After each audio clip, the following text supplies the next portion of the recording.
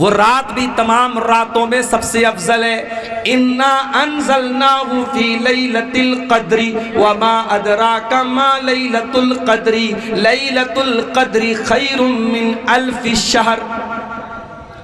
ऐ नबी, इस कुरान को हमने लैलतुल क़द्र में उतारा है। और आपको क्या मालूम कि लैलतुल क़द्र क्या है? लैलतुल क़द्र 1000 महीने से अफजल है। 1000 महीना कैलकुलेटर पे कैलकुलेट करो, तकरीबन 84 साल बनते हैं। एक रात जिस रात में कुरान उतरा है, उस एक रात की फजीलत ये है कि वो एक रात अल्लाह ताला के यहाँ 84 साल से बेहतर है। ये है कुरान का मकाम। हमने कुरान को बड़ी आसानी से हासिल कर लिया है।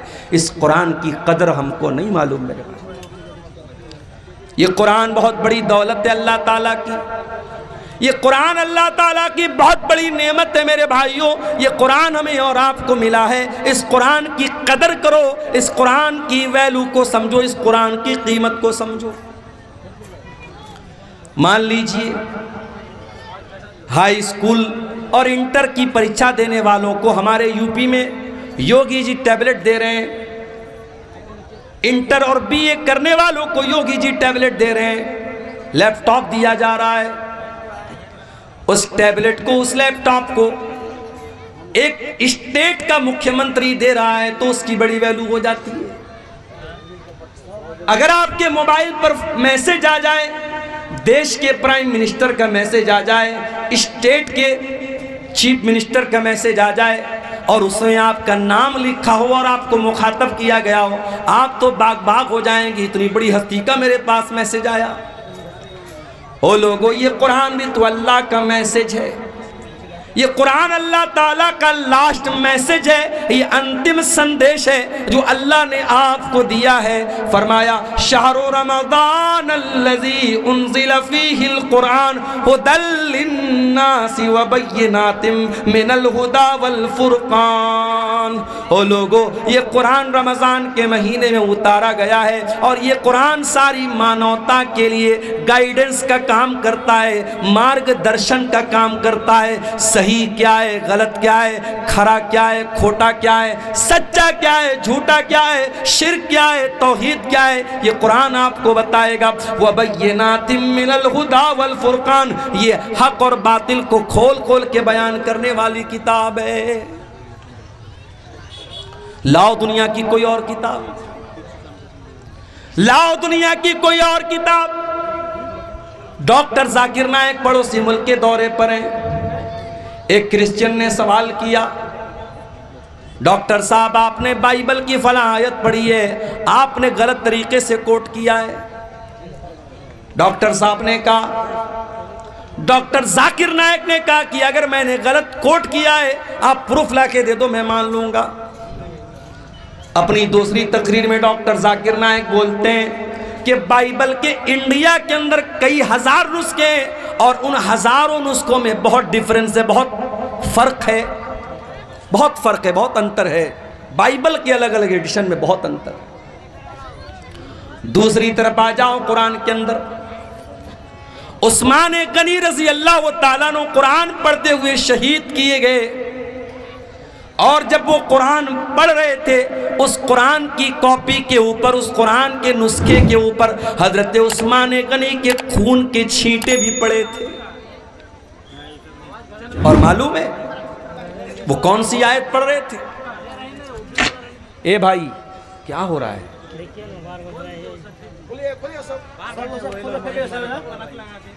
जो भी जिसकी वजह से डिस्टर्ब हो रहा निकाल सको उसको, एकदम कोई मुरव्वत नहीं, निकाल दो उसको। और एकदम खामोशी के साथ तकरीर सुनने दीजिए, डोंट डिस्टर्ब, बिल्कुल डिस्टर्ब नहीं करना।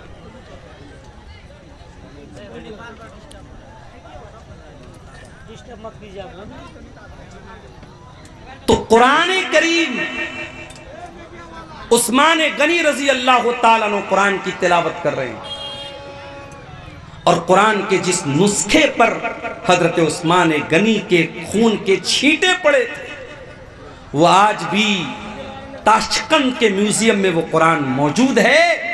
और आपको जान करके आश्चर्य होगा, हैरत होगी कि उस कुरान में और आज हमारे पास जो कुरान मौजूद है, देयर इज नो डिफरेंस, कोई अंतर नहीं है, कोई फर्क नहीं।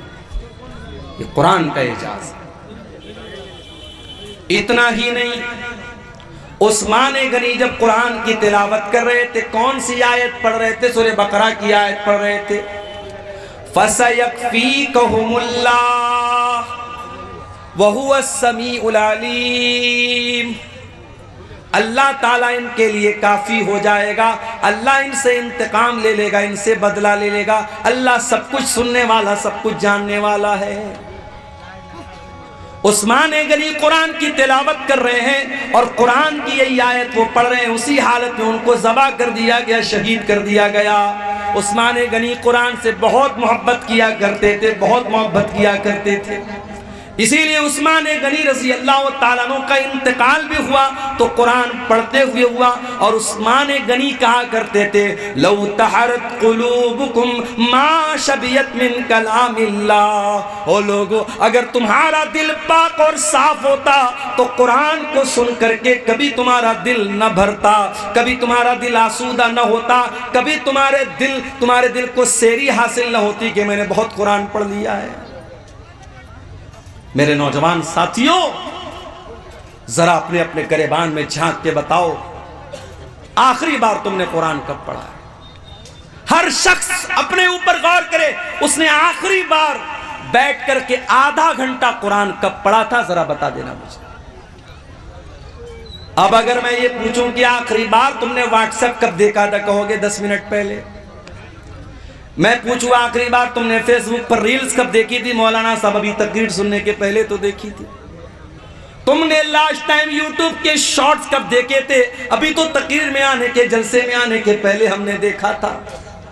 यूट्यूब के लिए टाइम है, फेसबुक के लिए टाइम है, इंस्टाग्राम के लिए टाइम है, सोशल मीडिया के लिए टाइम है। अगर टाइम नहीं है तो कुरान के लिए टाइम नहीं है। हो लोगो, ये दिल मुर्दा हो चुके हैं, ये दिल कठोर हो चुके हैं, ये दिल सख्त हो चुके हैं। हमारे दिलों को कुरान अब अच्छा नहीं लगता, हमारे दिलों को कुरान, हमारे दिलों के ऊपर कुरान का असर नहीं होता है। अरे हमारे दिल की क्या हैसियत है? हमारा दिल तो गोश्त पोस्त का बना हुआ मुलायम सा दिल होता है। कभी बकरा खस्सी ज़बा करते हैं आप, या बड़ा जानवर आप ज़बा करते हैं, देखा होगा आपने दिल कितना बड़ा होता है, दिल की क्या हैसियत होती है। हमारा दिल तो गोश्त पोस्त का मामूली बना हुआ दिल है। अल्लाह कुरान में कहता है, कुरान के 28वें पारे में कहता है, सूरह हश्र की आयत नंबर 21 में कहता है, लौ अंज़लना हाज़ल कुरान अला जबलिन लरअयतहु खाशिअम मुतसद्दिअम मिन खशियतिल्लाह। ओ लोगो, इस कुरान को हमने किसी पहाड़ के ऊपर भी उतारा होता तो पहाड़ भी अल्लाह के खौफ से रेजा रेजा हो जाता, पहाड़ भी अल्लाह के खौफ से चूर चूर हो जाता, पहाड़ भी कुरान को सहन न कर पाता। ये कुरान इतनी ताकतवर किताब है, इतनी पावरफुल किताब है। वतिलकल अम्सालु नदरिबु लिन्नासि लअल्लहुम यतफक्करून। ओ लोगो, तुम्हारा परवरदिगार मिसालें बयान कर रहा है, तुम गौर क्यों नहीं करते? उमर इब्ने खत्ताब को देखो, इस्लाम के बड़े कट्टर दुश्मन हैं, अभी इस्लाम कबूल नहीं किया है, इस्लाम के बड़े कट्टर दुश्मन है उमर बिन खत्ताब। एक दिन खाने काबा के पास से गुजर रहे हैं, अल्लाह के प्यारे नबी कुरान की तिलावत कर रहे हैं। उमर फारूक के कानों में कुरान की आयत पहुंचती है। उमर फारूक के दिल में ख्याल आता है, इतनी अच्छी किताब है, इतना अच्छा कलाम है, ये जरूर किसी शायर की शायरी है, ये जरूर कोई पोएट्री है, कोई कविता है, कोई शायरी है। शायरी पसंद है ना आपको? हमारे मऊ से उसैद नाम का ये बच्चा आया है। क्यों आया है भाई? आपको नाते सुना रहा है, हम्द सुना रहा है, कलाम सुना रहा है, शायरी पसंद है आपको? पिछले साल एक प्रोग्राम में मैं आया था, कहीं पर अदनान प्रतापगढ़ी को मैंने देखा, उनको बुलाया गया, छोटा सा बच्चा है उसको बुलाया जा रहा है, सुफियान को बुलाया जा रहा है। शायरी पसंद होती है इंसान को, शायरी में एक अट्रैक्शन होता है। उमर फारूक ने कुरान को सुना, कुरान अच्छा लगा, कुरान दिल को भाया, कुरान ने दिल को आकर्षित किया। उमर इब्ने खत्ताब ने कहा कि जरूर ये किसी शायर की शायरी है। अभी उमर इब्ने खत्ताब के दिल में ये ख्याल आया था, अल्लाह के नबी ने कुरान की आयत पढ़ी, वमा हुआ बिक़ौलि शाइर क़लीलन मा तुमिनून। ओ लोगो, ये कुरान किसी शायर की शायरी नहीं है, ये कुरान कोई पोएट्री नहीं है, ये कुरान कोई कविता नहीं है। तुम लोग ईमान कम रखते हो, कुरान कोई शायरी नहीं है। जब ये ख्याल रिजेक्ट हो गया, हजरत उमर सोचने लगे कि अगर ये कुरान शायरी नहीं है तब इतना अच्छा क्यों लग रहा है? इसका मतलब कि कुरान मैजिक है, कुरान जादू है, कुरान किसी काहिन की कुहानत है। कुरान के जरिए मोहम्मद रसूलुल्लाह हमारे दिलों को अपनी तरफ माइल कर रहे हैं। अभी उमर इब्ने खत्ताब के दिल में ये ख्याल आया कि अल्लाह के नबी ने कुरान की अगली आयत पढ़ दी, वला बिक़ौलि काहिनिन क़लीलन मा तज़क्करून। ओ लोगो, ये कुरान किसी जादूगर का जादू भी नहीं है, ये कुरान किसी काहिन की कुहानत भी नहीं है। तंज़ीलुम मिर रब्बिल आलमीन, ये कुरान तो अल्लाह ताला ने नाजिल किया है, रब्बुल आलमीन ने नाजिल किया है। हजरत उमर के दिल पर चोट लगी, उनका दिल थोड़ा सा सॉफ्ट हुआ, मगर अभी इस्लाम उन्होंने कबूल नहीं किया। एक दिन बड़े गुस्से में तलवार लेकर के निकले। रास्ते में एक सहाबी मिले, हजरत नुआइम रजी अल्लाह ताला अन्हु। उन्होंने पूछा, उमर कहाँ जा रहे हो? कहा कि आज मैं तलवार लेकर के निकला हूं, आज मोहम्मद रसूलुल्लाह का मर्डर कर दूंगा, नऊजुबिल्लाह, आपकी हत्या कर दूंगा, इस्लाम का काम तमाम कर दूंगा। हजरत नुआइम दिल ही दिल में घबरा गए, जबान से उन्होंने जाहिर नहीं किया। वो जानते थे हजरत उमर बड़े मूडी आदमी हैं, उनके मूड में आ गया तो कुछ भी कर सकते हैं। कहा कि ऐ उमर, एक काम करो, पहले अपने घर जाओ, तुम्हारी बहन भी मुसलमान हो चुकी है, तुम्हारे बहनोई भी मुसलमान हो चुके हैं। कहा अच्छा, मेरी बहन इस्लाम ले आई, मेरे बहनोई इस्लाम ले आए, अभी चल के बताता हूँ। वहां से रास्ता बदल दिया। हजरत उमर कहाँ पहुंचे? बहन के ससुराल पहुंचे, बहन के घर पहुंचे।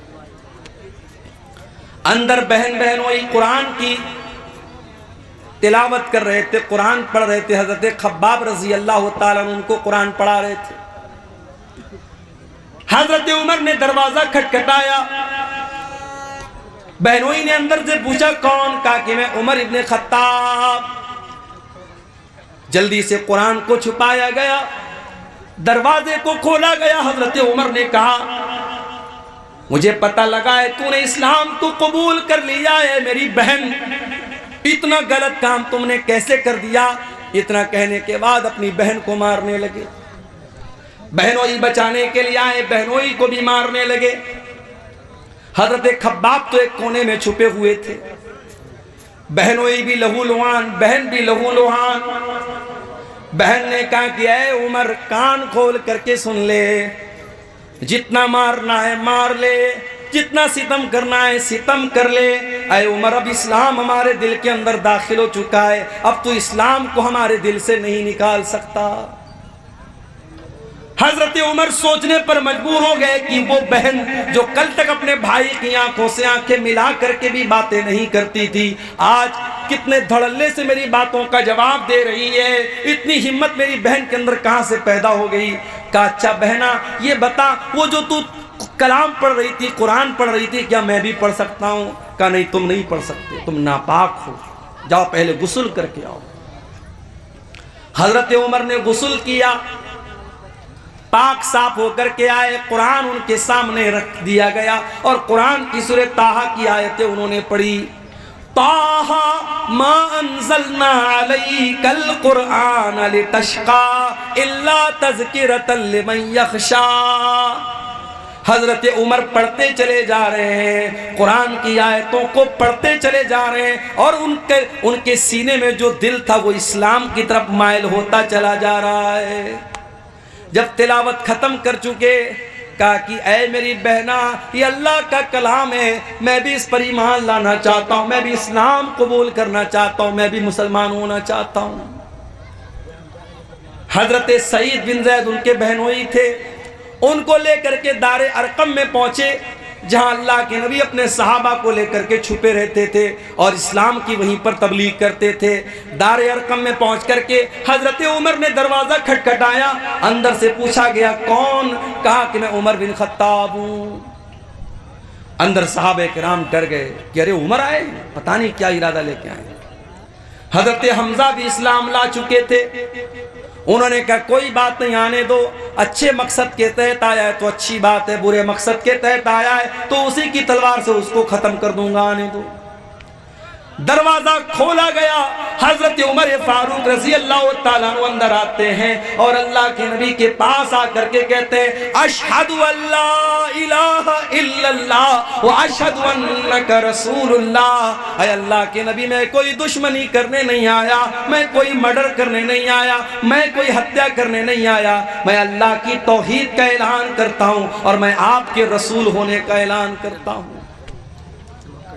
अल्लाह के नबी ने अल्लाह का शुक्र अदा किया, क्योंकि आपने अल्लाह से दुआ की थी कि अल्लाह तो दो लोगों में से किसी एक को इस्लाम की तौफीक दे दे, चाहे उमर बिन हिशाम को, जिसको अबू जहल कहते हैं, उसको तो इस्लाम की तौफीक दे दे, चाहे तो उमर बिन खत्ताब को दे दे। अल्लाह को उमर बिन खत्ताब पसंद थे, अबू जहल पसंद नहीं था। अबू जहल को ईमान की दौलत नहीं मिली, हजरत उमर को मिल गई। अल्लाह के नबी ने अल्लाह का शुक्र अदा किया और मुसलमानों ने मिल करके नारे तकबीर लगाया, इतने जोर से नारे तकबीर लगाया कि पूरी मकान की छत पूछ गई।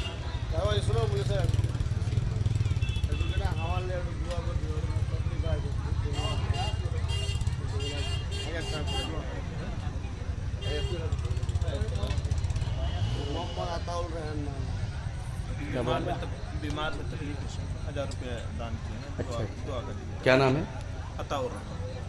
कोई मोहम्मद अताउर रहमान भाई हैं, बहुत बीमार हैं, तकलीफ में, उन्होंने मदरसे को 1000 का ताउन पेश किया है। अल्लाह उनका ये चंदा कबूल करे, उनकी बीमारी से उनको शिफा अता फरमाए। तो कुरान करीम मेरे भाइयों हजरत उमर फारूक के दिल को बदलने में कामयाब हो गया। वही कुरान हमारे पास मौजूद है। ये कुरान हमारे ऊपर क्यों असर नहीं डाल रहा? नमाजों में कुरान पढ़ा जा रहा है, तरावी में कुरान पढ़ा जा रहा है, तकरीरों में कुरान पढ़ा जा रहा है, जुमा के खुतबों में कुरान पढ़ा जा रहा है, मगर दिल के ऊपर कोई असर नहीं हो रहा है। आओ मैं जवाब देता हूं।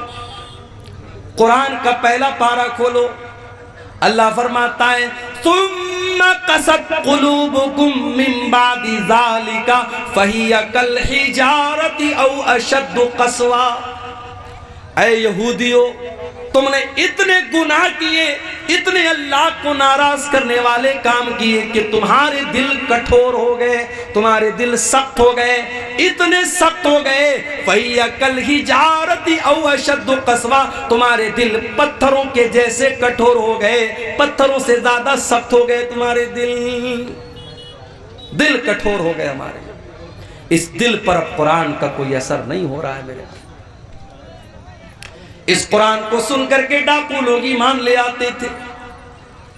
फुज़ैल इब्न अयाज़ नाम का एक डाकू, जिसका काम लोगों के मकान की छतों पे जाकर के छापा मारना और डाका डालना है।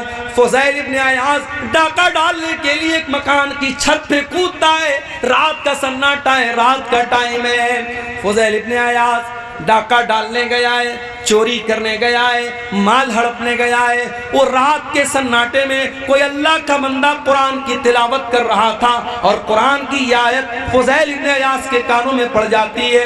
अलम यानि लिल्लज़ीना आमनू अन तख्शा कुलूबुहुम लिज़िक्रिल्लाह। क्या ईमान वालों के लिए अभी वो समय नहीं आया, वो टाइम नहीं आया, वो वक्त नहीं आया जब ईमान वालों के दिल अल्लाह का कलाम सुन करके पिघल जाए? जब ये आयत सुनी फुज़ैल इब्न अयाज़ ने, फौरन उसके दिल पर असर हुआ। डाकू है, चोर है, डाका डाल के अपना खर्चा चलाता है। कुरान की आयत सुनी, डायरेक्ट दिल पर असर हुआ। उसने कहा नहीं है अल्लाह, टाइम आ चुका है, टाइम आ चुका है अल्लाह, मैं तौबा करता हूं तेरी बारगाह में, आज के बाद चोरी नहीं करूंगा, आज के बाद डाका नहीं डालूंगा।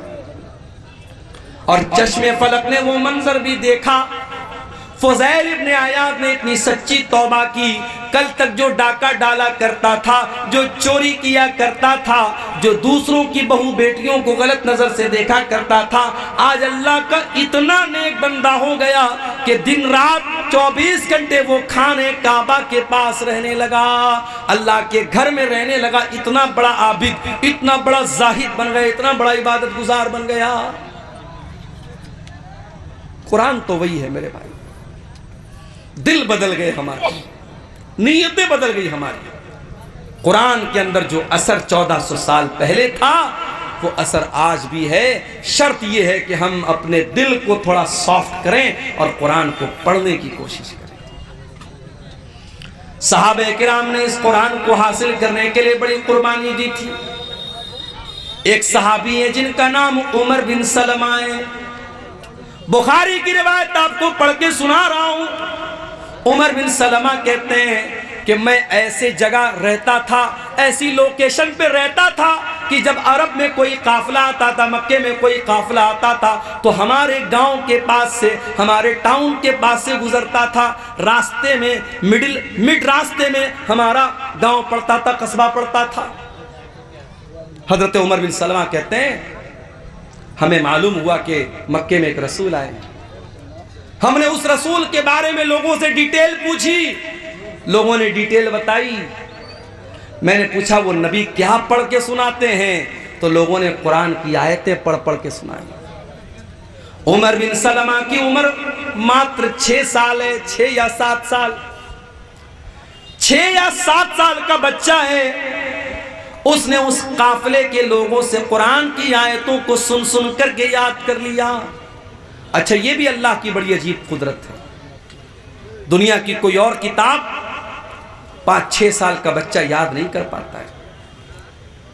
आपके बिहार के शेरशाबादी इलाके का रहने वाला बच्चा है, उसकी लैंग्वेज बंगला है, उसकी जबान हिंदी उर्दू है, वो तो जानता भी नहीं अरबी जबान।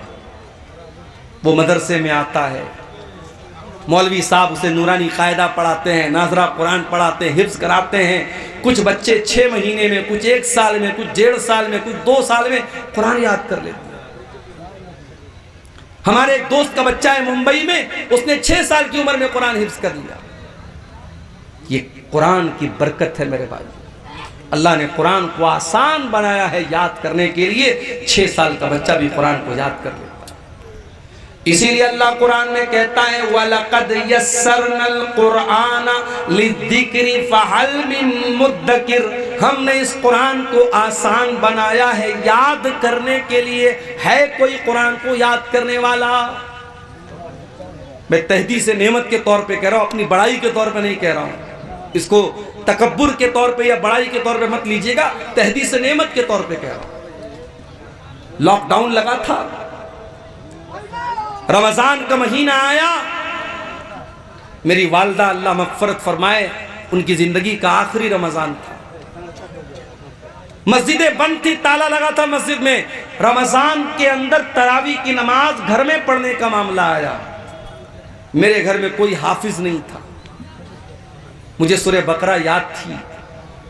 मैंने अपने माँ बाप से कहा कोई बात नहीं, मैं कोशिश करता हूँ, थोड़ा थोड़ा याद करके पढ़ूंगा, तरावी घर में मैं पढ़ाऊंगा। आम दिनों में मैं सोच भी नहीं सकता था कि मैं तरावी पढ़ाऊंगा, मेरे पीछे मेरी माँ पढ़ेगी, मेरे बाप पढ़ेंगे, मेरे भाई लोग पढ़ेंगे, क्योंकि मैं हाफिज तो नहीं हूं। लेकिन ये लॉकडाउन का को आप कह सकते हैं कि एक करिश्मा था उसका। अल्लाह ताला को यह भी लिखना था मेरे मुकद्दर में कि मेरी वालदा का आखिरी रमजान है, उनकी जिंदगी का लास्ट रमजान है। उसी के बाद उनका इंतकाल हुआ था और तरावी की नमाज वो मेरे पीछे पढ़ रही है। पहले दिन मैंने आधा पारा पढ़ाया, दूसरे दिन फिर आधा पारा पढ़ाया, तीसरे दिन फिर आधा पारा, चौथे दिन फिर आधा पारा, 5वें दिन सूरह बकरा खत्म हो गई। सूरह बकरा के बाद सूरह आले इमरान आती है। मैं बैठ करके आधा पारा मैंने और याद किया, रात में तरावी में पढ़ दिया मैंने। अगले दिन फिर आधा पारा याद करके मैंने तरावी में पढ़ाया। इस तरीके से तकरीबन 10:30-11 पारे रमजान की बरकत से मैंने याद कर लिए। लॉकडाउन के पीरियड में मेरे प्यारे भाइयों आधा पारा रोज बैठ करके याद करता था और रात में तरावी पढ़ा देता था। ये कोई बड़ाई के तौर पे नहीं कह रहा हूं, ये कुरान का कमाल है, ये कुरान का एजाज है। अल्लाह कहता है वलक़द यस्सरनल कुरआन लिज़िक्रि फ़हल मिन मुद्दकिर। ओ लोगों, हमने कुरान को आसान बनाया है याद करने के लिए, क्या है कोई कुरान को याद करने वाला? हजरत उमर बिन सलमा कहते हैं मैं 6 साल का बच्चा था और कुरान को पढ़ पढ़ कर सुन करके मैंने याद किया। उसके बाद जब मक्का फतह हो गया और मेरे कबीले के लोग अल्लाह के रसूल के पास पहुंचे और इस्लाम कबूल कर लिया, तो अल्लाह के नबी ने कहा कि जाओ तुम अपने गांव में जाकर के मस्जिद बनाओ और नमाज कायम करो, और जो तुम में कुरान सबसे ज्यादा पढ़ने वाला है और कुरान सबसे ज्यादा याद जिसको है वही तुमको नमाज पढ़ाएगा। जब मेरे गांव के लोग आए तो सबसे ज्यादा कुरान मुझको याद था, और इसीलिए इमाम बुखारी रहमतुल्लाह अलैह इस हदीस को सही बुखारी में जब लाए हैं तो चैप्टर क्या कायम किया है, बाबु इमामति सवी, कि अगर बच्चा भी कुरान का हाफिज है, कुरान अच्छा पढ़ रहा है और बच्चा समझदार है, सही तरीके से नमाज पढ़ रहा है, तो बच्चे को भी इमाम बना सकते हैं। बच्चे को इमाम बनाने में कोई हरज की बात नहीं। हजरत उमर बिन सलमा कहते कि मेरे गांव के लोगों ने देखा कि सबसे ज्यादा कुरान तो इसको याद है, कहा चल भाई तू नमाज पढ़ाए। अब ये कहते हैं कि मैं बहुत गरीब फैमिली से ताल्लुक रखता था, एक ही चादर थी मेरे पास, एक ही चादर थी, वही लुंगी भी थी और वही मेरा कुर्ता भी थी, एक ही चादर मैं पहना करता था, एक ही चादर पहन करके मैं नमाज पढ़ाता था। मेरे पीछे मर्दों की सब लगती थी और मर्दों के पीछे औरतों की सब लगती थी। जब मैं सजदे में जाता था तो कभी कभी पीछे से मेरी शर्मगाह दिखने लगती थी, पीछे से मेरा पाखाने का रास्ता दिखने लगता था। औरतों ने आकर के शिकायत की कि अरे कम से कम अपने इमाम का को कपड़ा तो ढंग का दे दो, उनकी शर्मगाह पीछे से नजर आ जाती है। तब लोगों ने मुझे खरीद करके एक दूसरी चादर दी और मुझे जिंदगी में कभी उतनी खुशी नहीं हुई जितनी उस एक चादर के पाने के बाद हुई थी। ये थे सहाबे किराम जिन्होंने कुरान को हासिल करने के लिए इतनी मेहनत की। और मैं आपको यह भी बता दूं, कोई पूछ सकता है भाई कुरान की जरूरत क्या है, हमारे पास इतनी नॉलेज है, इतनी अकल है, हमें कुरान की क्या जरूरत है। मैं एक बहुत पॉइंट की बात आपको बताने जा रहा हूं। देखो, नॉलेज हम हासिल करते हैं 3 चीजों से। पहली चीज, अल्लाह ताला ने हमारी बॉडी में 5 सेंस रखे हैं।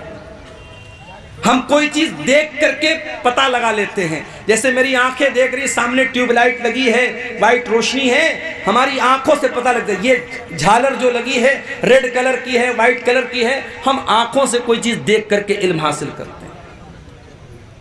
कान से सुन करके भी हम इल्म हासिल करते हैं।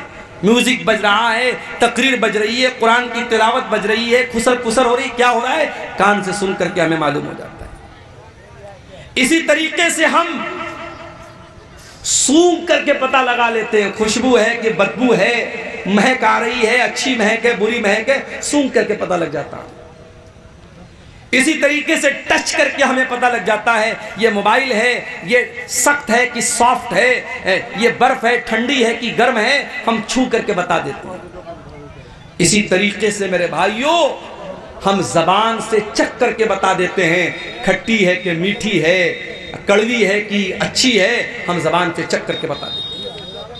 अल्लाह ताला ने हमारी बॉडी में 5 सेंस रखे हैं। हम देख करके, सुन करके, चख करके, टच करके हम पता लगा सकते हैं कि कौन सी चीज कैसी है।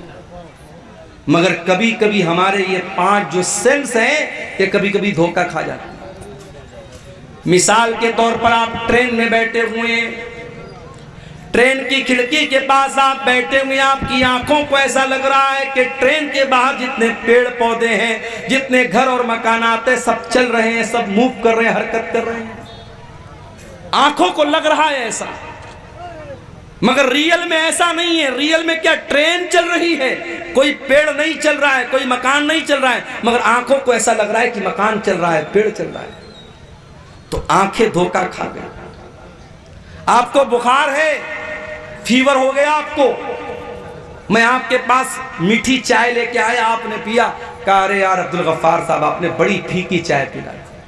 चाय तो मीठी है मगर आपकी जबान धोखा खा गई। क्यों? आपको फीवर है, बुखार है। पता ये चला कि ये 5 सेंस जो हमारी बॉडी में है ये कभी कभी धोखा खा जाते हैं, और जब ये धोखा खाते हैं तो कौन सी चीज हमें बताती है कि सही क्या है गलत क्या है? हमारी अक्ल बताता, हमारा ब्रेन बताता, हमारा माइंड बताता है। मगर माइंड भी कभी कभी धोखा खा जाता है। मिसाल के तौर पर आप शादी करते हैं, आपकी मां आपके लिए रिश्ता देखने जाती है, अक्ल कहती है कि अरे रिश्ता देखने के लिए बाहर जाने की क्या जरूरत है, इसकी बहन मौजूद है ना, इसकी बहन इसी घर में रहती है, इस घर के सारे तौर तरीके जानती है, बहन से शादी क्यों नहीं करा देते? अक्ल कहती है जब शादी ही करना है तो बाहर क्यों रिश्ता देख रहे हो, घर के अंदर क्यों नहीं कर लेते? मगर यहां अक्ल की नहीं चलेगी, यहां चलेगी अल्लाह की वही क्या कहती है, अल्लाह की शरीयत क्या कहती है, अल्लाह का कुरान क्या कहता है। और अल्लाह का कुरान कहता है कि बहन और बेटी से शादी नहीं कर सकते। तो पता यह चला कि जहां 5 सेंस काम करना बंद कर दे वहां अकल काम करती है, और जहां अकल काम करना बंद कर दे वहां अल्लाह की वही काम करती है, अल्लाह की शरीयत काम करती है। और अल्लाह की शरीयत 2 चीज़ों का नाम है, एक का नाम कुरान है और एक का नाम सुन्नत है। इन्हीं दोनों चीज़ों का नाम शरीयत है, इन्हीं दोनों चीज़ों का नाम इस्लाम है। इसीलिए अल्लाह के नबी फरमाते हैं इन्नी क़द तरक्तु फ़ीकुम शैअन, मैं 2 चीजें तुम्हारे बीच में छोड़ के जा रहा हूं, लन तदिल्लु बादहुमा, इन 2 चीजों को जब तक तुम थामे रहोगे कभी गुमराह नहीं हो सकते। किताब अल्लाह व सुन्नती, एक अल्लाह की किताब और एक मेरी सुन्नत है। कुरान और हदीस, इन्हीं दोनों चीजों पर जब तक पकड़े रहोगे, थामे रहोगे, कभी गुमराह नहीं हो सकते। तो कुरान मेरे प्यारे साथियों अल्लाह की आखिरी किताब, और ये वाहिद किताब है जिसकी हिफाजत की गारंटी अल्लाह ताला ने खुद ली है। तौरात की हिफाजत की गारंटी उनके उलमा को दी गई, ज़बूर की हिफाजत की गारंटी उनके उलमा को दी गई, इंजील की हिफाजत की गारंटी उनके उलमा को दी गई। मगर जब कुरान अल्लाह ने नाजिल किया तो ऐलान कर दिया इन्ना नहनु नज़्ज़लना ज़िक्रा व इन्ना लहू लहाफ़िज़ून, ओ लोगों इस कुरान को हमने उतारा है और इस कुरान की हिफाजत करने वाले भी हम हैं। कुरान की हिफाजत अल्लाह करता है। दुनिया के अंदर जितने कुरान के नुस्खे हैं, सारे नुस्खे अगर जला भी दिए जाएं, खत्म भी कर दिए जाएं, नष्ट भी कर दिए जाएं, 5 साल का बच्चा आएगा और कहेगा आओ मुझसे सुन लो, अल्हम्दुलिल्लाह रब्बिल आलमीन से लेकर के मिनल जिन्नति वन नास तक पूरा कुरान पढ़ के सुना देगा। ये अल्लाह ने कुरान की हिफाजत का सिस्टम रखा है, अल्लाह ने कुरान की सुरक्षा का सिस्टम रखा है। और ये भी याद रखो मेरे भाइयों, कुरान शिफा भी है। हमने ये समझा कुरान हमारे बुखार और जुकाम की दवा है। बच्चे को नजर लग गई, कुरान पढ़ के दम कर दिया, कोई बीमार हो गया, कुरान पढ़ के दम कर दिया। हमने कुरान को जिस्म की बीमारियों के लिए शिफा बना के रखा है। यकीनन कुरान फिजिकल बीमारियों के लिए भी शिफा है, मगर उससे बढ़कर के कुरान रूह की बीमारी के लिए शिफा है। कुरान स्पिरिचुअल बीमारी के लिए शिफा है। रूह के अंदर जो बुराइयां हैं, रूह के अंदर जो बीमारियां हैं, जैसे आपके रूह के अंदर एक बीमारी होती है जिसको लालच की बीमारी कहते हैं, एक बीमारी होती है जिसको हसद की बीमारी कहते हैं, एक बीमारी होती है माल की मोहब्बत, एक बीमारी होती है दुनिया की मोहब्बत। कुरान इन तमाम बीमारियों से आपके दिल को शिफा देता है। अल्लाह कुरान में कहता है या अय्युहन्नास क़द जाअतकुम मौइज़तुम मिर रब्बिकुम व शिफ़ाउन लिमा फ़िस सुदूर। ओ लोगो, ये कुरान तो बहुत बड़ी नसीहत है और कुरान तुम्हारे दिल की बीमारियों के लिए शिफा है।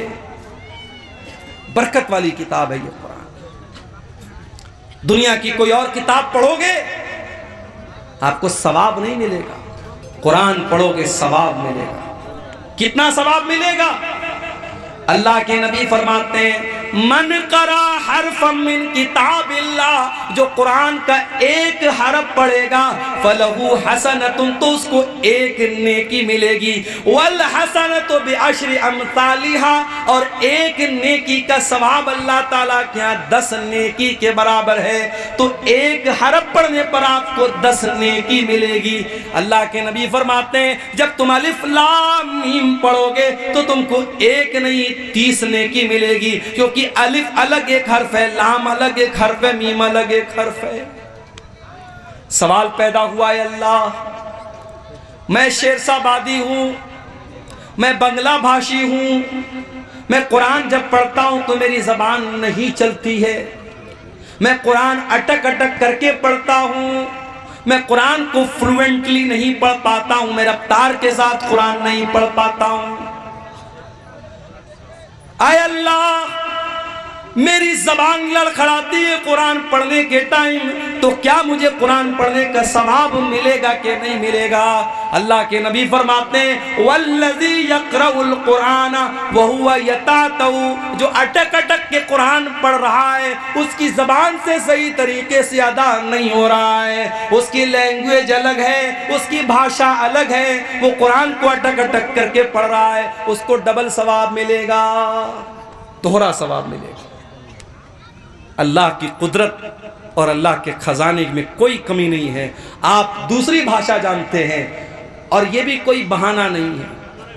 आपको मालूम होगा हरम के एक इमाम गुजरे हैं, इंतकाल हो गया उनका नाम कारी अयूब था। कारी अयूब कहाँ के रहने वाले थे?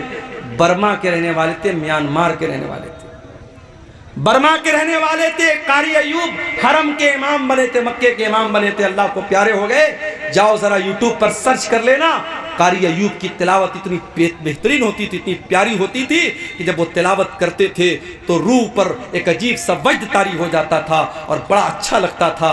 वो बर्मा के रहने वाले थे, उनकी भाषा अरबी नहीं थी, मगर उन्होंने मेहनत किया, कुरान के हाफिज बने, कुरान के कारी बने, हरम के इमाम बन गए, मक्के के इमाम बन गए। इसलिए आपकी भाषा अगर अलग है तो ये इस बात की अलामत नहीं है कि आप कुरान नहीं पढ़ सकते।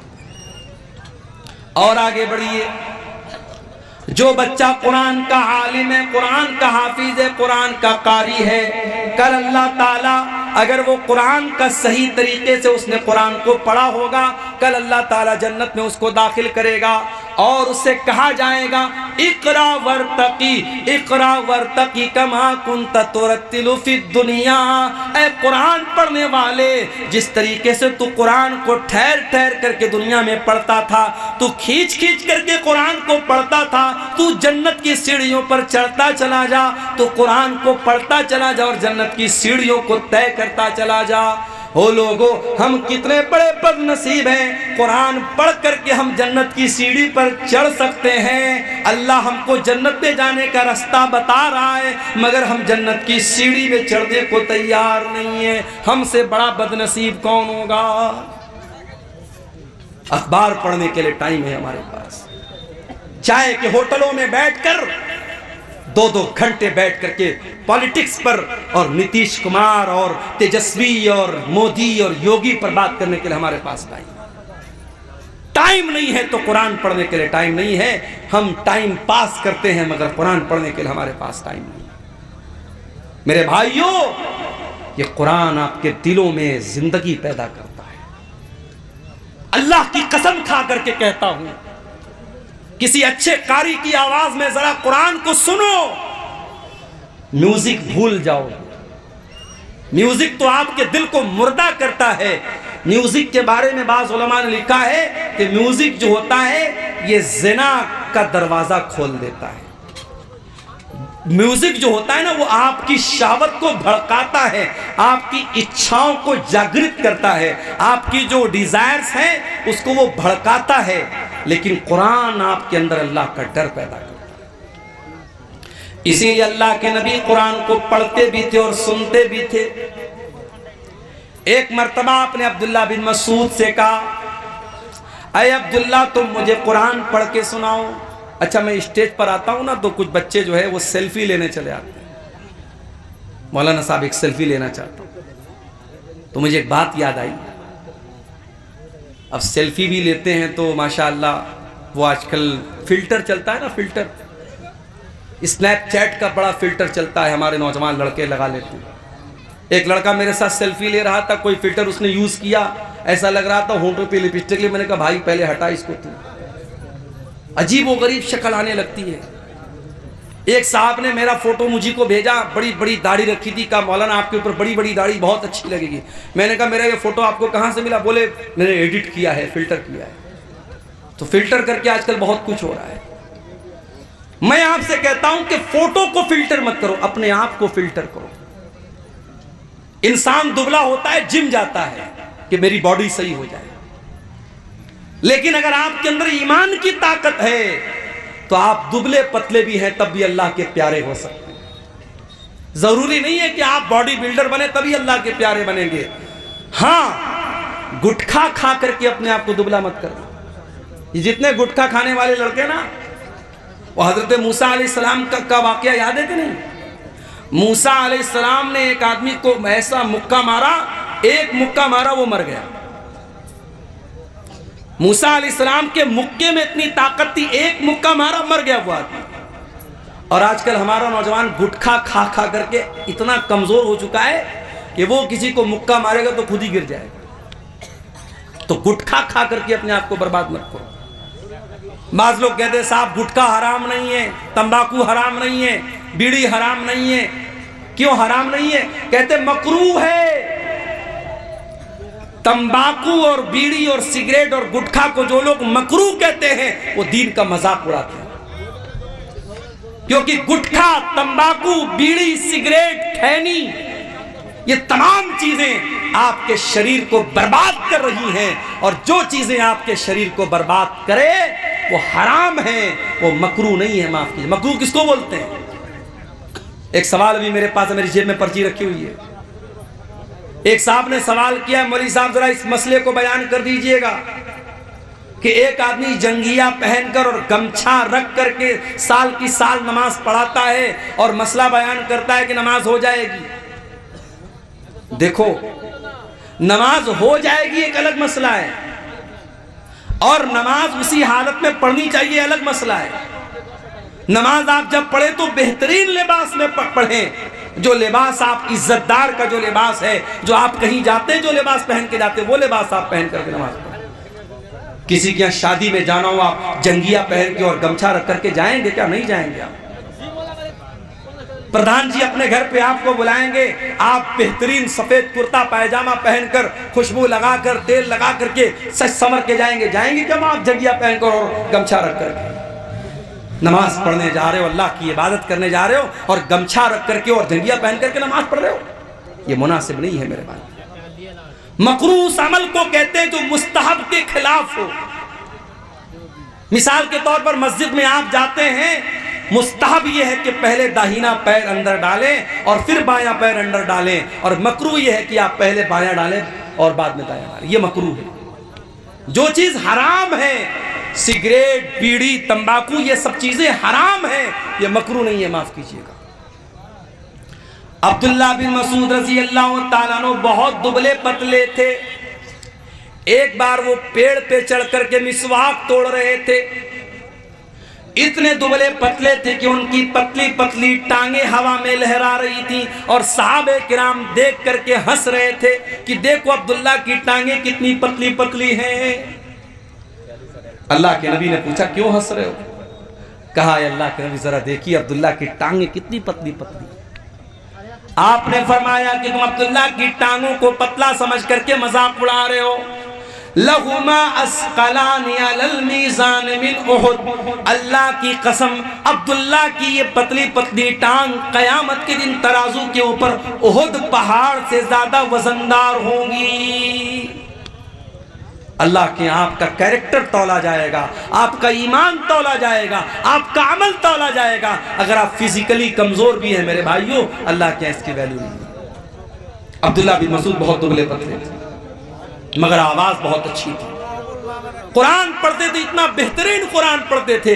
अल्लाह के नबी फरमाते हैं जिसको कुरान बिल्कुल ताजा ताजा सुनना हो, बिल्कुल फ्रेश फ्रेश सुनना हो, वो अब्दुल्ला बिन मसूद से कुरान सुने। अल्लाह के नबी फरमाते हैं अब्दुल्ला इक़रा अलैयल कुरान, मुझे कुरान पढ़ करके सुनाओ। बुखारी की रिवायत है। हजरत अब्दुल्ला कहते हैं अल्लाह के नबी मैं आपको कुरान कैसे पढ़ के सुनाऊं, ये कुरान तो आप ही के ऊपर उतरा है, आप ही के ऊपर नाजिल हुआ है, मैं आपको कुरान कैसे पढ़ के सुनाऊं।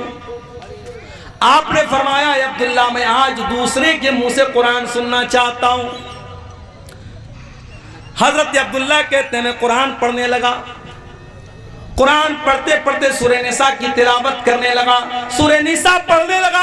अल्लाह के नबी गौर से सुन रहे हैं, मैं कुरान पढ़ता चला जा रहा हूँ। कुरान पढ़ते पढ़ते जब मैं सूरह निसा की इस आयत पर पहुंचा, फ़कैफ़ इज़ा जिना मिन कुल्लि उम्मतिन बिशहीद व जिना बिका अला हाउलाई शहीदा। ऐ नबी उस वक्त को याद कीजिए जब हम तमाम लोगों पर आपको गवाह बना के लाएंगे। हर उम्मत में उसके नबी को गवाह बनाएंगे और आपकी उम्मत के ऊपर आपको गवाह बनाएंगे। जब इस आयत पर मैं पहुंचा हूं, हजरत अब्दुल्ला कहते हैं अल्लाह के नबी ने फरमाया ऐ अब्दुल्ला बस करो, रोक दो तिलावत रोक दो। कहते मैंने नजरें डाल करके देखा, फैज़ा ऐनाहु तज़रिफ़ान, अल्लाह के नबी की दोनों आंखों से आंसू बह रहे हैं। अल्लाह के नबी रो रहे हैं, अल्लाह के नबी की दोनों आंखों से आंसू बह रहे हैं। आपके कंधे पर कयामत के दिन जो जिम्मेदारी डाली जाएगी उस जिम्मेदारी का एहसास करके अल्लाह के नबी रो रहे हैं। नबी को अपनी जिम्मेदारी का एहसास है, हमें और आपको अपनी जिम्मेदारी का कोई एहसास नहीं। जवान बेटी रात को 2-2 बजे तक ऑनलाइन है, चैटिंग कर रही है। माँ को कोई फर्क नहीं पड़ रहा है, बाप को कोई फर्क नहीं पड़ रहा है। न माँ को अपनी जिम्मेदारी याद है, न बाप को अपनी जिम्मेदारी याद है। जवान लड़की बेपर्दा घर से बन करके संवर करके मेकअप करके अपने जिस्म की नुमाइश करके निकलती है, और माँ 70 साल की माँ बेचारी चादर ओढ़ करके नकाब ओढ़ के निकलती है, और 20 साल की छोकरी खुलेआम घूम रही है।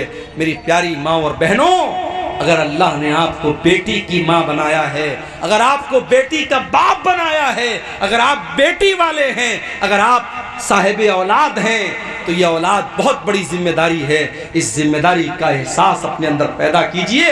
अल्लाह के नबी को अपनी जिम्मेदारी का एहसास हुआ, आपकी आंखों से आंसू बहने लगे, आप रोने लगे। आपने कहा अब्दुल्ला बस कर, अब मेरे अंदर ताकत नहीं और सुनने। सहाबे किराम तो कुरान सुनते थे रोने लगते थे, कुरान पढ़ते थे तो रोने लगते थे। हजरत आयशा को देखो, हजरत आयशा चाश्त की नमाज पढ़ रही हैं। ये चाश्त की नमाज कौन सी नमाज होती है जानते हैं? कोई जानता है? इस सामने की पब्लिक में कोई जानता हो जरा हाथ उठा के बताए, चाश्त की नमाज किसको बोलते हैं? कब पढ़ते हैं चाश्त की नमाज? बोलो भाई, नहीं जानते। सूरज तुलू होने के बाद, यानी मगरिब के टाइम है। कब पढ़ते हैं भाई? अच्छा, चलिए माशाअल्लाह, कुछ लोग तो जानते हैं। मैं कभी कभी सोचता हूँ इतने जलसे हो रहे हैं सीमांचल में। अब्दुल गफ्फार साहब तो बेचारे टाइम कम देते हैं, जो दूसरे मुकर्रिरीन हैं, बहुत सारे मुकर्रिरीन 1-1 महीना कंटिन्यू आपके यहाँ प्रोग्राम करते हैं। लेकिन मैं देखता हूं कि जो बुराई का लेवल है, जो लाइल्मी का लेवल है, वो बराबर बढ़ ही रहा है। बेनमाजी बराबर बेनमाजी हो रहे हैं, नशा करने वाले बराबर नशा कर रहे हैं, बेपर्दगी करने वाली औरतें बेपर्दगी कर रही हैं। अब तो हालात ये है कि मस्जिद की ज़मीनों पर नाजायज़ कब्जा हो रहा है, कब्रिस्तान की ज़मीनों पर नाजायज़ कब्जा हो रहा है। हम हुकूमतों को क्या बोलेंगे, हम प्रशासन को क्या बोलेंगे? आज अपनी वक्फ की हुई ज़मीन को भी मुसलमान खुद हड़पने के लिए तैयार है। मेरे भाइयों, जलसे कराते हो तो कम से कम अपने दीनी लेवल में, अपने नॉलेज लेवल में भी इजाफा कीजिए। हजरत आयशा चाश्त की नमाज पढ़ रही थी। चाश्त की नमाज कब पढ़ी जाती है? मसला याद रखिए, चाश्त की नमाज पढ़ने का 2 टाइम है। एक तो सूरज निकलने के 15-20 मिनट के बाद, जब सूरज एक नेज़ा बुलंद हो जाता है, उस टाइम भी चाश्त की नमाज पढ़ सकते हैं। और दूसरा टाइम थोड़ा और लेट, जब थोड़ी सूरज की तपिश और बढ़ जाए और वो टाइम ऐसा आ जाए कि ऊंट के बच्चे अगर धूप में खड़े हैं तो उनका पैर धूप से जलने लगे। आप कह सकते हैं 8 बजे 9 बजे के करीब का जो टाइम होता है वो भी चाश का टाइम होता है। चाश की नमाज 2 रकात भी पढ़ सकते हैं, 4 रकात भी पढ़ सकते हैं। चाश की नमाज की बड़ी फजीलत है। चाश की नमाज अगर आप पढ़ेंगे 2 रकात नमाज, तो अल्लाह के नबी फरमाते हैं कि आपके बदन के हर जोड़ की तरफ से सदका हो जाएगा।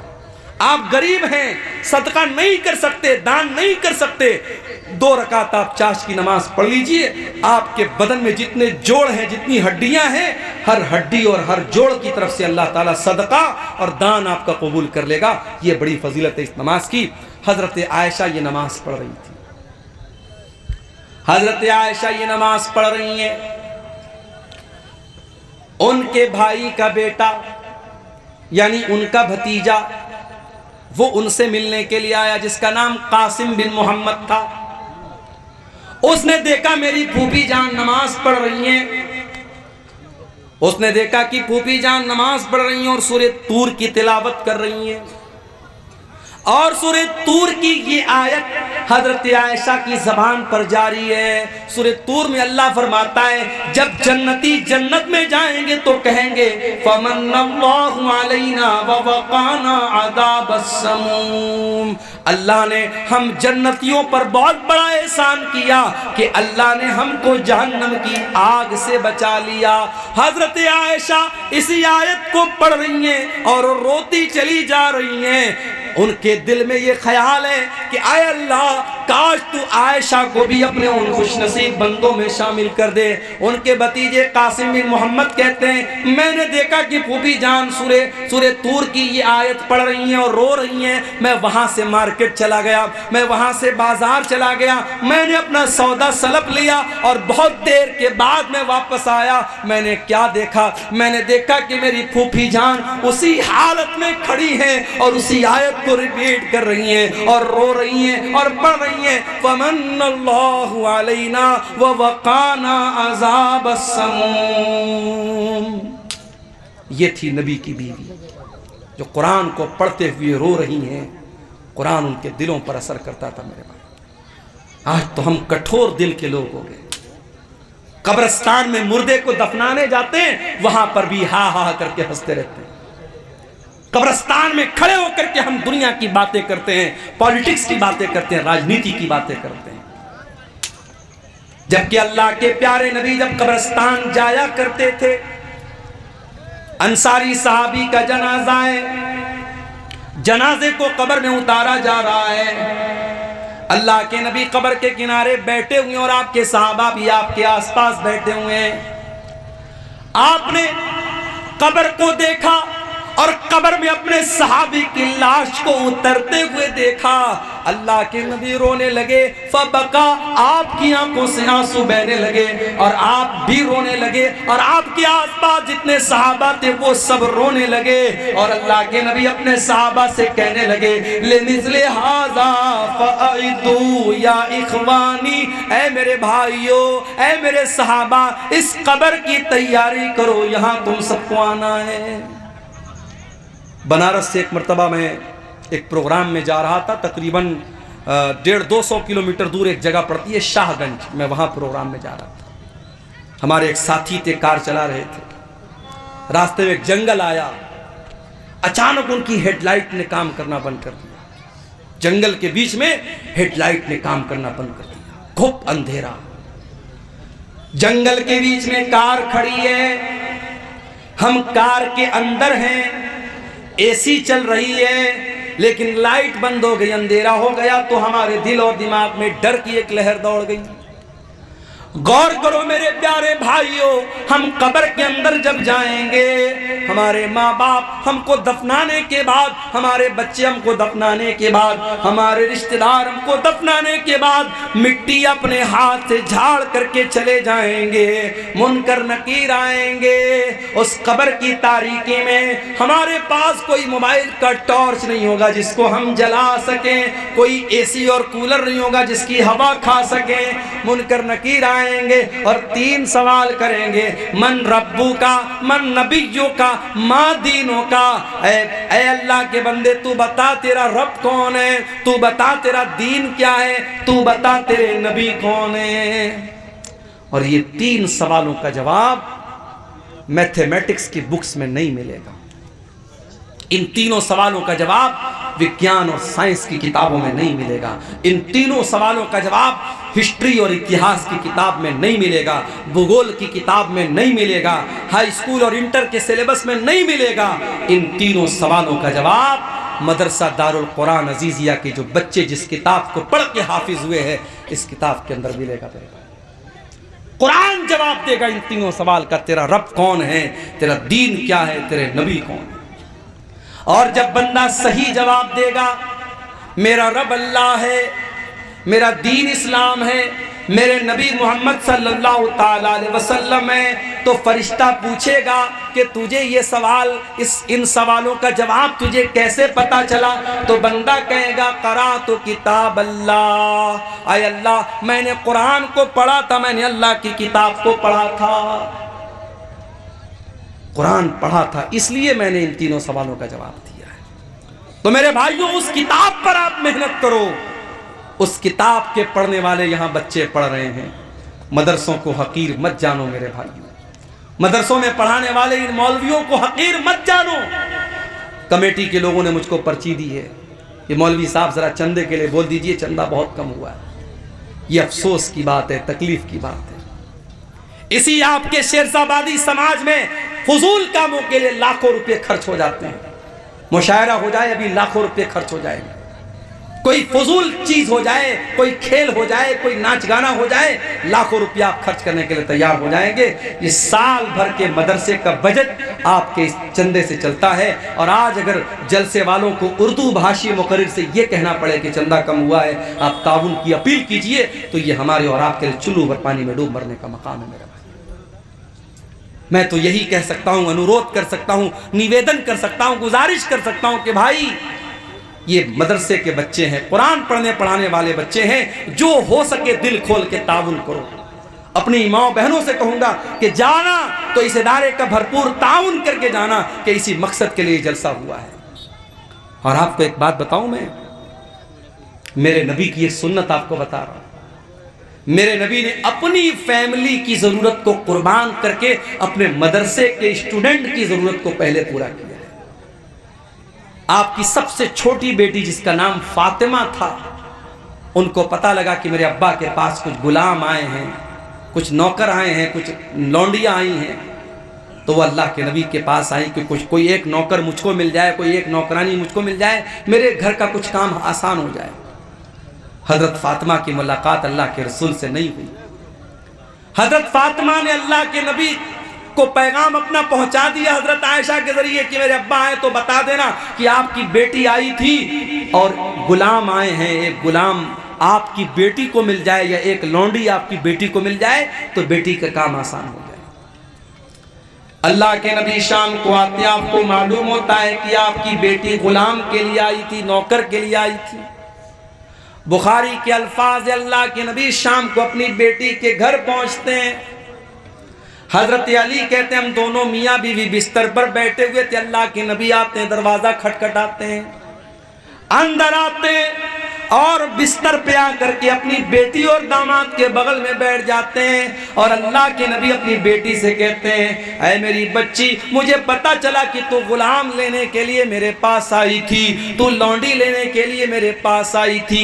ऐ मेरी बच्ची, अभी तो मेरे मदरसे के जो तलबा हैं, जो असहाबे सुफ़्फ़ा हैं, जो दीन हासिल करने के लिए जो मेरे गरीब सहाबा मस्जिद में रहते हैं, ऐ मेरी बच्ची, उनके खाने का इंतज़ाम नहीं है, उनके जीने का इंतजाम नहीं है। ऐ मेरी बच्ची, इन गुलामों को बेच करके पहले मैं उनका इंतजाम करूंगा, उसके बाद मैं देखूंगा मेरी बेटी को क्या जरूरत है। अल्लाह अकबर। नबी की सुन्नत को भी आज जिंदा करने की जरूरत है मेरे भाइयों। अल्लाह के नबी ने पहले अपनी बेटी की जरूरत को पूरा नहीं किया, पहले अपने मदरसे के बच्चों की जरूरत को पूरा किया। हकीर न जानो इन मदरसे के बच्चों को। अल्लाह के नबी फरमाते खैरुकुम मन तअल्लमल कुरान व अल्लमहु, तुम में सबसे बेहतरीन इंसान वो है जो कुरान को सीखता है, जो कुरान को सिखाता है, जो कुरान का टीचर है, जो कुरान का स्टूडेंट है, उससे बेहतरीन कोई इंसान नहीं है। आपकी नज़र में साइंस पढ़ाने वाले की सैलरी कितनी होनी चाहिए? 20,000। आपकी नजर में गणित पढ़ाने वाले टीचर की सैलरी कितनी होनी चाहिए? 15,000। और कुरान पढ़ाने वाले टीचर की 10,000, 8,000, 6,000। अभी बंगाल में हमारा एक दोस्त रहता है, एक मदरसे में पढ़ाता है। बंगाल में ममता बनर्जी जो है वहाँ इमाम को भी कुछ सैलरी देती है, बेचारा अपने मोहल्ले की मस्जिद में इमामत भी कराता है, मदरसे में भी पढ़ाता है। प्राइवेट मदरसे के जो नाजिम होते हैं, जो कमेटी होती है, जो सेक्रेटरी होती है ना, वो अपने आप को मोदी और योगी से भी बड़ा डिक्टेटर समझने लगते हैं। उस मदरसे की कमेटी के लोगों ने क्या कहा कि मौलवी साहब आप हमारे मदरसे में पढ़ा रहे हैं तो 24 घंटे आपको ड्यूटी करना पड़ेगा। का क्या मतलब? कहा 2 बजे तक आपको बच्चों को पढ़ाना है, फिर शाम को हॉस्टल की निगरानी भी आपको करना है, रात भी यहीं गुजारना है। हम आपको 12,000 सैलरी देते हैं, आपसे सारा काम लेंगे। हमारे दोस्त ने कहा कि भाई मुझे बख्श दो, मैं इमाम भी हूं अपने मोहल्ले की मस्जिद का, मैं डेली आता जाता हूं, मेरा ख्याल करो, मैं रमजान में इतनी मेहनत से चंदा लाता हूं, मेरा ख्याल करो। कहा नहीं, कोई ख्याल नहीं रखा जाएगा। डिक्टेटरशिप चल रही है मदरसों की मैनेजमेंट के अंदर, और इन प्राइवेट पढ़ाने वाले गरीब असातिज़ा और मुअल्लिमीन पर बड़ा जुल्म भी होता है। मेरे भाई, अल्लाह के वास्ते ऐसा न करो, किसी की मजबूरी का फायदा न उठाओ, किसी को हद से ज्यादा दुख न दो। ये कुरान पढ़ने पढ़ाने वाले, इनका मकाम बहुत ऊंचा है, इनकी कदर करो, इनकी इज्जत करो, इनको अच्छी तनख्वाहें दो। और मैंने एक बात और कही थी, आपके इसी सीमांचल के इलाके में प्रोग्राम हुआ था, मैंने कहा था कि आज मस्जिदों के इमाम की रहने की जगह नहीं है। हमारे इसहाक भाई आए हैं खेड़िया हाट में, इनका मस्जिद के इमाम हैं, इनके कमरे में मैं जाता हूँ, छोटा सा कमरा है, शादी हो चुकी है, फैमिली को लेकर नहीं रह सकते। कितनी मस्जिदें हैं जब इमाम को रहने के लिए जो कमरा मिलता है वो कमरा इतना छोटा होता है कि इमाम साहब बेचारे पूरा पैर फैला दे तो कमरा पूरा फुल हो जाएगा। इमाम साहब के बीवी बच्चे कहाँ रहेंगे? नहीं साहब, इमाम साहब बेचारे अल्लाह के नेक बंदे हैं, उनके बीवी बच्चे आराम से अपने घर में रहेंगे।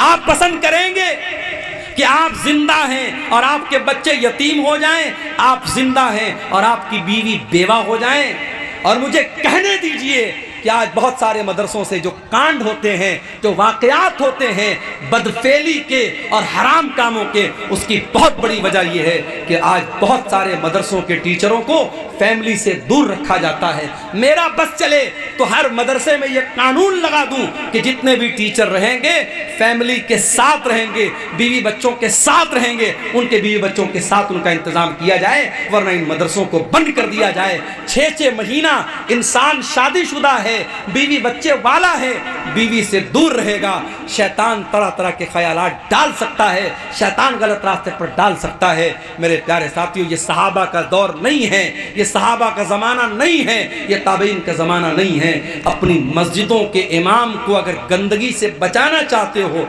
अपने मदरसे के टीचरों को गलत काम से बचाना चाहते हो, तो उनको फैमिली क्वार्टर का भी इंतज़ाम करो। आज अगर आपकी कमाई अपने लिए है, अगर आप अपने घर के लिए, अपने बच्चों के लिए बेहतरीन घर बनाते हो, तो मदरसे में पढ़ने वाले, पढ़ाने वाले इन टीचरों के लिए भी आपको फैमिली क्वार्टर का इंतज़ाम करना चाहिए। आज अफसोस होता है मुझे मेरे भाई, इतने बड़े बड़े जलसे होते हैं सीमांचल में, इतने बड़े बड़े टेंट लगाए जाते हैं, दूर दूर तक लाउड स्पीकर की आवाज़ जा रही है, लाइटिंग की गई है, कई कई लाख रुपये एक जलसे पर खर्च होते हैं, और इलाका इतना कमज़ोर होता है कि रास्ते में चल के आओ तो रास्ता पूरा ख़राब है, कहीं चलने के लायक नहीं है। उसके बावजूद इतने खर्चे करके मदरसे का जलसा होता है, लेकिन जब आखिर में हिसाब होता है, मौलवी साहब चंदा बहुत कम हुआ है, ये रोना आम तौर से रोया जाता है। ऐसा क्यों हो रहा है मेरे भाइयों? इस पर हमें और आपको गौर करने की जरूरत है। अगर इन जलसों के चंदे से मदरसे नहीं चल पा रहे हैं तो फिर कोई दूसरा सिस्टम निकालो, आप जलसा मत कराओ। आप साल में पूरे सीमांचल में अगर 100 जलसे होते हैं, 100 न हो 10 जलसे हों, 10 जलसे हों, और 10 जलसे जो हों तबलीगी जलसे हों, दीन फैलाने के लिए हों, कोई मेला ठेला न लगे, कोई लड़कियों का बाजार में उनकी भीड़ न लगे, कोई बेपर्दगी न हो, कायदे से शरीयत और कायदे और कानून के हिसाब से प्रोग्राम हो, और मदरसे का चंदा आप प्राइवेट तौर पर, इंडिविजुअल तौर पर आप दें तो इंशाअल्लाह बहुत हालात की इस्लाह हो सकती है। मगर मसला वही है, हमसे जब कोई पूछता है सीमांचल का क्या हाल है, ज़बान पर वही लाइन आती है, वही है चाल बेढंगी जो पहले थी वो अब भी है, वही है चाल बेढंगी जो पहले थी वो अब भी है। दुनिया कहां से कहां पहुंच गई, सीमांचल का इलाका आज वहीं का वहीं है। जिहालत वैसी ही है, गुर्बत वैसी ही है, दीन से दूरी वैसी ही है, बेपर्दगी दिन ब दिन बढ़ रही है, नौजवानों में शराब और नशे का रुझान बढ़ रहा है। मेरे प्यारे साथियों, आओ कुरान पर मैंने पूरी तकरीर कुरान पर की है। एक बड़ी खास बात और आखिरी बात बयान करके बात खत्म करूंगा कि कुरान पर अमल भी हमें और आपको करना है। सिर्फ कुरान को पढ़ना कमाल नहीं है, कुरान को सुनना कमाल नहीं है, कुरान पर अमल भी हमें और आपको करना है। हजरत उमर फारूक के पास एक आदमी आया, उसने हजरत उमर से कहा, है उमर तुम हमारे साथ ना इंसाफी करते हो, ऐ उमर तुम हमारे साथ ना इंसाफी करते हो, हमें पैसा नहीं देते हो, हमें तोहफा नहीं देते हो। हजरत उमर बड़े गुस्से वाले आदमी थे। हजरत उमर को गुस्सा आ गया, उनका हाथ उनकी तलवार की तरफ जाने लगा। उनके दरबार में एक आदमी था, उसने कहा कि ऐ उमर इब्ने खत्ताब, क्या आपने अल्लाह का कलाम नहीं पढ़ा है, क्या आपने रब का कुरान नहीं पढ़ा है? अल्लाह कुरान में कहता है खुज़िल अफ़्वा व अमुर बिल उर्फ़ी व अअरिज़ अनिल जाहिलीन।